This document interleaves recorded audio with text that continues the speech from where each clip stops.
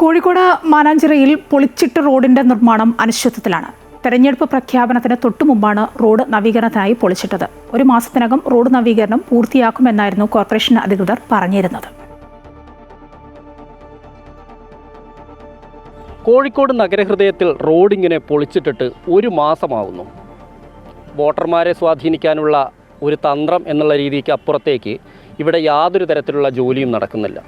യുദ്ധകാലാടിസ്ഥാനത്തിൽ ഒരാഴ്ച കൊണ്ട് പൂർത്തിയാക്കേണ്ട ജോലിയാണ് ഇങ്ങനെ വലിച്ചു നീട്ടി കൊണ്ടുപോകുന്നത്.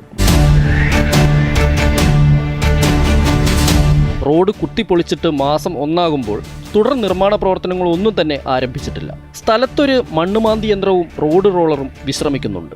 ഒന്നോ രണ്ടോ ജോലിക്കാരുമുണ്ട്. തെരഞ്ഞെടുപ്പ് കാലമായതിനാൽ മിഠായി തെരുവിന് മുമ്പിലെ വെള്ളക്കെട്ട് സ്ഥാനാർത്ഥികൾക്ക് ക്ഷീണമാകും. ഇത് മുൻകൂട്ടി കണ്ട് യാത്രക്കാരുടെ കണ്ണിൽ പൊടിയിടാനുള്ള തന്ത്രമായിരുന്നു റോഡ് നിർമ്മാണമെന്ന് സംശയിക്കേണ്ടിയിരിക്കുന്നു.